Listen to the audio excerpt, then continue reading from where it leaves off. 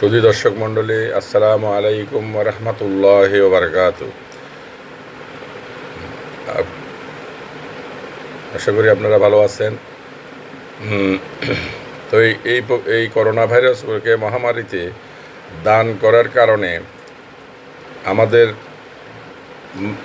প্রিয় নবী রসুল পাক সাল্লাল্লাহু আলাইহি ওয়াসাল্লামের প্রিয় কন্যা মা ফাতেমাতুজ জাহরা রাদিয়াল্লাহু আনহু এবং হযরত আলিয়া রাদিয়াল্লাহু আনহু কী আমল করার কারণে হযরত হাসান এবং হযরত ইমাম হোসেনকে আল্লাহ পাক রোগ থেকে অব্যাহতি দিয়েছেন এবং ওনাদেরকে জান্নাতের ঘোষণা দিয়েছেন। তাই পবিত্র কোরআনের আলোকে আসুন আমরা শুনি। তাহলে দান করার কারণে, দান খয়রাত করার কারণে আল্লাহ পাক যে বিপদ আপদ, বলা মুসিবত থেকে, গজব আযাব থেকে পানাদে বড় বড় বিপদ যদি উপস্থিত হয়, সেহেতু আল্লাহ যাতে পানাদে এবং পবিত্র কোরআনের আলোকে আগেও আলাপ করা হয়েছে, আজকে আবার শুনুন পার্ট 2। পার্ট 2 কী কী দানের কারণে, খয়রাতের কারণে কী কী প্রতিফল পাওয়া যায় পবিত্র কোরআনের আলোকে আল্লাহ পাক আরও ব্যাখ্যা বাকি রয়েছে, শুনুন। তাইলে আজকে তা আসুন শোনা যাক। বিসমিল্লাহির রহমানির রহিম।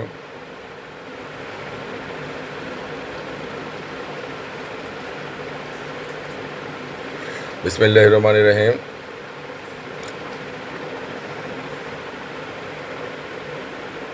ইন্নামাল আমানু আনুতইমুকুম লিওয়াজিল্লাহি লা নুরিদু মিনকুম জাযাআন ওয়ালা শুকুরা।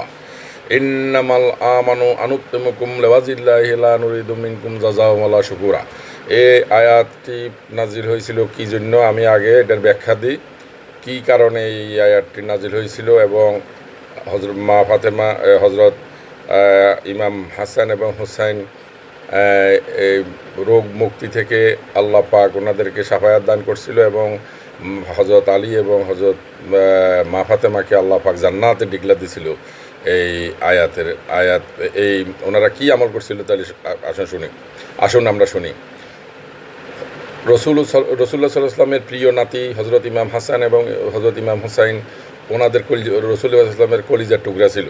আমরা জানি সব বিভিন্নভাবে বিভিন্ন আলোকে আমরা এটা জানি। তাই একদিন হযরত ইমাম হাসান এবং ইমাম হোসেন দেখা গেল হঠাৎ করে দুইজনেই অসুস্থ হয়ে পড়ার কারণে ওনাদের রোগ ভালো হচ্ছে না। তখন মা ফাতেমা এবং হযরত আলী রাদিয়াল্লাহু আনহু ওনারা পেরেশানিতে পড়ে গেল। তো যেহেতু রোগ ভালো হচ্ছে না, তখন ওনাদের জ্বর হয়েছিল, মারাত্মক জ্বর এবং ব্যথা, শরীর ব্যথা বেদনা এবং জ্বর অত্যন্ত প্রকট আকার ধারণ করছিল। তখন যখন কোনো ক্রমেই ভালো হচ্ছে না, তখন হযরত মা ফাতেমা রাদিয়াল্লাহু আনহু এবং হযরত আলী ওনারা নিয়ত করলো যে ওনাদের হযরত ইমাম হাসান এবং হযরত ইমাম হুসাইনের জন্য 3টা রোজা রাখবে। আল্লাহ যাতে এই রোজা রাখার কারণে ওনাদেরকে ভালো করে দেয়, 3টা রোজা রাখবে ওনারা দুইজন। তো ওনারা ওনারা রোজা রাখা শুরু করলো যে যদি আল্লাহ, ওনারা নিয়ত করলো যে আল্লাহ আমরা দুইজনেই এই ইমাম হাসান এবং হোসেনের জন্য রোজা নিয়ত করলাম, 3টা রোজা রাখবো। এই রোজা রাখার উসুলে আপনি ইমাম হাসান এবং হোসেনকে আপনি ভালো করে দেন এবং এই রোগ থেকে অব্যাহতি দেন। তো ওনারা রোজা রাখা শুরু করলো। রোজা রাখার প্রথম দিন যখন ওনারা ইফতার করতে বসছে, সারাদিন রোজা রাখার পরে ইফতার করতে বসছে। ইফতার কি, দুইজনে 2টা রুটি। ও হযরত আলী ছিল অত্যন্ত গরিব, উনি অত্যন্ত গরিব, এই জন্য ওনাদের সামর্থ্য ছিল খুবই কম। এই জন্য ওনাদের ইফতারে ছিল 2টা রুটি আর 2টা খেজুর আর পানি। তো এই মিন টাইম যখন ইফতার করতে বসছে, একজন ভিক্ষুক আসি বলল যে কি কে আছেন, দরজার সামনে আসি। জাস্ট ওনারা যখন ইফতারের জন্য বসছে, তখন ইফতারের সময় হয়েছে, ইফতারের হাতে নিব, এই সময় বললো যে কি কে আছেন, আসি দরজার সামনে দাঁড়াইলো, বললো যে আমি অনেক দিনের ক্ষুধার্ত, আমি উপবাস, আমাকে আমাকে আমি আমাকে আমাকে খাদ্য দেন, আমার খুব খিদা, আমি খুবই ক্ষুধার্ত, আমাকে আপনাদের কাছে কী আছে আমাকে দেন। তখন এবার হজরত আলী এবং মা ফাতেমা যে ওনারা যে ইফতারির জন্য যে যে রুটি এবং 2টা খেজুর রেডি করছিল, ওরা ওই ইয়াকে ওই ভিক্ষুককে দিয়ে দিছে। তাহলে গেল প্রথম দিন। দ্বিতীয় দিন যখন ওনারা আবার ইফতারি করতে বসলো, আবার রাত্রে শুধু পানি খাইয়া ওনারা রোজা রইল। ওনাদের ঘরে কোনো খাদ্য ছিল না, শুধু না এই রাত্রে শুধু 2টা রুটি ছিল, অল্প সামান্য আইটেম 2টা রুটি, আর একটা রুটি খাইয়ে মা ফাতেমা হযরত আলী রাদিয়াল্লাহু আনহু ওনারা রোজা রাখলো। রোজা রাখার পরে দ্বিতীয় দিন যখন ওনারা আবার ইফতারির জন্য বসছে, তখন আবার জাস্ট যখন ইফতারি নিবে এই অবস্থায় একজন আসি আবার দরজার সামনে আসি দাঁড়াইলো, বললো যে কি আমি একজন মুসাফির, আমি খুবই ক্ষুধার্ত, আমাকে মানে আপনারা কিছু দেন, খাদ্য দেন। হযরত আলী এবং মা ফাতেমা বলল যে কি আচ্ছা ঠিক আছে। আজকে ওনাদেরকে মুসাফিরকে ওনাদের যে ইফতারির জন্য বসছিল 2টা রুটি আর একটা খেজুর, ওইটা আবার আজকেও আবার দিয়ে দিল। তারপরে তৃতীয় দিন যখন আবার ওনারা ইফতারির জন্য বসলো, তৃতীয় রোজার দিন, আবার রাত্রে শুধু পানি খাইয়া, ঘরের মধ্যে কিছু ছিল না, তফসিরে আসছে এই দিন শুধু পানি খাইয়া ওনারা রোজা রইল রাত্রে, কিন্তু আর কোনো কিছু ঘরের মধ্যে ছিল না। তো এখন যখন ইফতারির টাইমে যখন আবার ইফতার করতে বসছে তৃতীয় রোজাতে, তখন একজন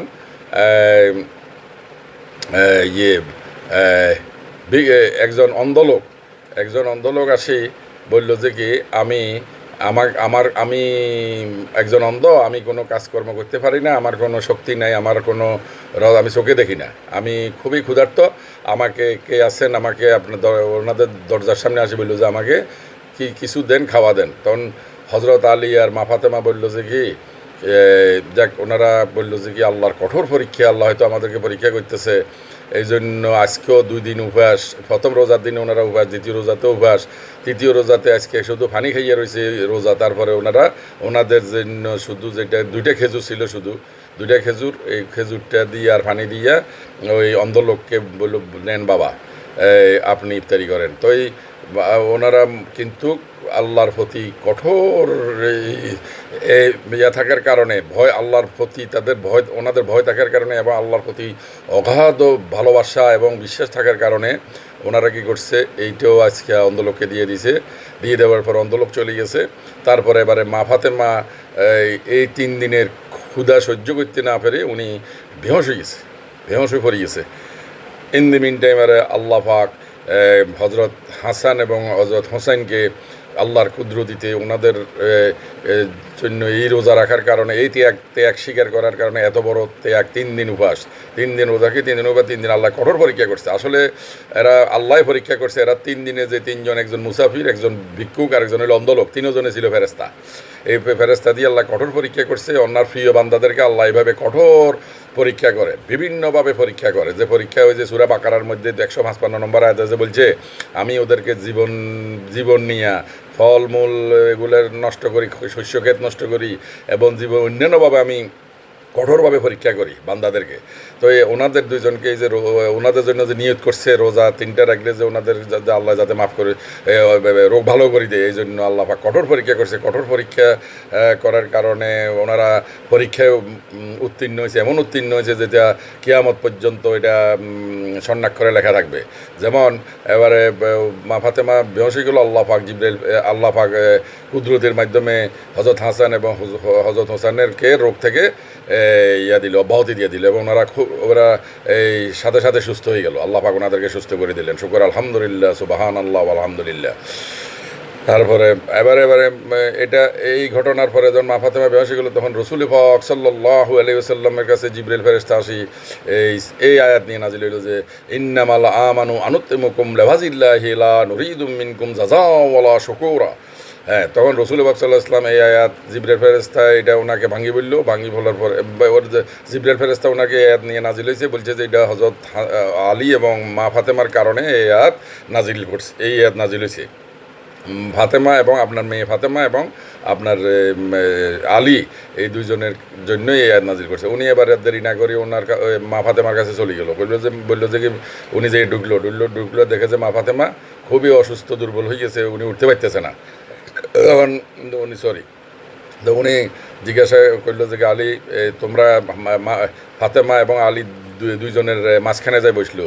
এবার বসে বললো যে বলো তো তোমরা কী ইবাদত করেছো যে আল্লাহ তোমাদেরকে এত বড় ডিগলা দিয়েছে। ওটার অর্থ যে তোমাদেরকে এবং জান্নাতের ডিগলা দিয়েছে, দুনিয়া থাকতে তোমাদেরকে জান্নাতুল ফেরদাউসের ডিগলা দিয়েছে আল্লাহ। তোমরা দুইজনে জান্নাতে এর সুখবর দিয়ে দিছে, জান্নাতের সুখবর দিয়ে, জান্নাতে তোমরা জান্নাতবাসী হয়েছেও, তোমাদেরকে সুখবর দিছে। তখন এবারে আলী, হযরত আলী এবং মা ফাতেমা পুরো ঘটনা ভাঙি বলার পরে রাসূলুল্লাহ পাক সাল্লাল্লাহু আলাইহি ওয়াসাল্লাম এই জন্যই আল্লাহ পাক এই আয়াত নাযিল করেছে এবং তোমাদেরকে এই এত বড় স্যাক্রিফাইস করার কারণে, এত বড় কঠোর পরীক্ষায় উত্তীর্ণ হওয়ার কারণে আল্লাহ পাক এই সুসংবাদ দিয়েছে, তোমাদেরকে কত বড় নিয়ামত দিয়েছে এবং হযরত হাসান হোসেনকে রোগ থেকে অব্যাহতি দিয়েছে এই কঠোর পরীক্ষা উত্তীর্ণ হওয়ার কারণে। এই ওনারা কঠোরভাবে পরীক্ষা করার কারণে আল্লাহর পরীক্ষা, কত বড় পরীক্ষা চিন্তা করেন। আমরা মানে অল্পতে আমরা অধৈর্য হয়ে যাই, আমাদের ধৈর্য থাকে না। আর ওনারা কী স্যাক্রিফাইস করছে, কী কোরবানি দিছে, ওনারা এরকম আল্লাহ পাক এরকম রেজাল্টও দিয়েছে। তো আসুন আমরা এই জন্য ইন্নামাল আমানু আনুতেমুকুম লেওয়াজিল্লাহ মানে আল্লাহর রাস্তায় সব বিলাই দিছে, আল্লাহর রাস্তায় নিজেদেরকে উৎসর্গ করে দিচ্ছে, বিলাই দিছে। লেওয়াজিল্লাহ লা নুরিদু মিনকুম জাযাও ওয়ালা শুকুরা, এবং বিলাই দেওয়ার পরও ওনারা কিন্তু 3 দিনেই যে ইফতার করার সময় শুধু পানি খাইয়া বলছে শুকর আদায় করছে আল্লাহর শুধু পানি খাইয়া 3 দিন ইফতারির পরে ওনারা পানি খাই বলছে শুকর আলহামদুলিল্লাহ। এই জন্য আল্লাহ পাক আয়াত নাজিল করছে। এইটা আয়াতের অর্থ হলো এটা ওনারা আল্লাহর কাছে শুকরগুজারি করছে। তো আসুন আমরাও এখন আরও আছে কালগা আরও ব্যাখ্যা বাকি রয়ে গেছে। আমরা অন্য আরও ঈসা আলাইহিস সালামের যুগে এক ইয়ার কী হয়েছিল, ধোফা এইরকম দানের কারণে কত বড় বিপদ থেকে আল্লাহ রক্ষা করছে, এটা আমি আগামীকাল ইনশাল্লাহ আবার আসবো। তাই আসুন আমরা এই করোনা ভাইরাসের এই মহামারী দিন ব্যাপক আকার ধারণ করতেছে, সারা পৃথিবীকে ক্যাপচার করে ফেলছে।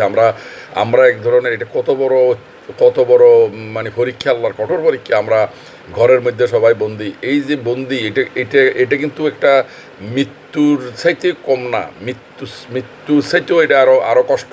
আপনারা নিজেই এখন এইটা করতেছেন, সবাই ফেস করতেছেন যে ঘরের মধ্যে বন্দি থাকা সবাই এটার মৃত্যুর চাইতে এটা কোনো অংশে কম না। এটা সাইকোলজিক্যাল স্ট্রাইক হচ্ছে মানুষের সব ডে বাই ডে আমাদের কিন্তু সাইকোলজিক্যাল স্ট্রাইক, মানসিকভাবে আমরা খুব আঘাত পাচ্ছি, মানসিকভাবে বিপর্যস্ত সবাই। এটাতে কি কষ্ট ঘরের মধ্যে বন্দি থাকে। তাহলে আল্লাহ পাক দেখেন আমাদেরকে সারা পৃথিবীকে ঘরের মধ্যে ঢুকে দিয়েছে। আল্লাহকে আমরা এখন যদি না চিনি, আল্লাহকে আমরা না ডাকি এই মুহূর্তে, তাইলে আমাদের আল্লাহ আর কোনোদিনও আমরা সোজা সরল পথে আসতে পারবো না। ইহদিনা সিরাতাল মুস্তাকিম সহজ সরল পথে আমরা চলে আসুন এবং বেশি আমরা দানের হাত বাড়াই দিই। যার যে তৌফিক আছে, এখন তৌফিক অনুযায়ী মিসকিন, কাঙ্গাল, ফকির, অন্ধ লোক, ল্যাংড়া লুলা যারা আছে, যারা মানে ওই ইনঅ্যাক্টিভ লোক, যারা কাজ করে খাইতে পারে না, যারা বিভিন্ন রকম বিভিন্ন শ্রমিক, যারা এখন ইনকাম নাই, কোনো আয় নাই, রোজগার নাই, তাদেরকে আসেন আমরা দানের হাত বাড়াই দিই এবং আল্লাহর নির্দেশ এবং রসুলের নির্দেশ মতো, কোরআনের মধ্যে যেভাবে বলছে যে কালকে আমি যে ব্যাখ্যা করছি দানের এই নির্দেশ মতো আমরা চলি, তাইলে আল্লাহ আমাদেরকে, এবং আমরা সাথে আল্লাহর কাছে ফরিয়াদ করবো, আল্লাহ আমাদেরকে বিপদ আপদ থেকে ফানা দিন, আমাদেরকে গজব আজব থেকে এখন আমাদেরকে উদ্ধার করুন। আপনি ছাড়া কোনো গতি নেই। এখানে কোনো ডাক্তারেরা এখন কিছু করতে পারতেছে না। এখন আল্লাহ ছাড়া কেউ, কোনো সাবস্টিটিউট নাই, কেউ কিছু করতে পারবে না। আল্লাহর কাছে আমরা সারেন্ডার করি, তাহলে আল্লাহ আমাদেরকে এই বিপদ থেকে অব্যাহতি দিবে এবং আমরা বেশি করে দান করি এবং আল্লাহকে ডাকি, তাহলে আল্লাহ আমাদের দেশকে আল্লাহ হেফাজত করুক, আমাদের দেশের সবাইকে আল্লাহ হেফাজত করুক, তাড়াতাড়ি যাতে আমাদেরকে ভাইরাস থেকে, এই মহামারী থেকে আমাদের দেশকে আল্লাহ উদ্ধার করুক, এই কামনা করে আজকে আসি। আবার দেখাবো ইনশাল্লাহ। আসসালামু আলাইকুম ওয়া রাহমাতুল্লাহি ওয়া বারাকাতুহু।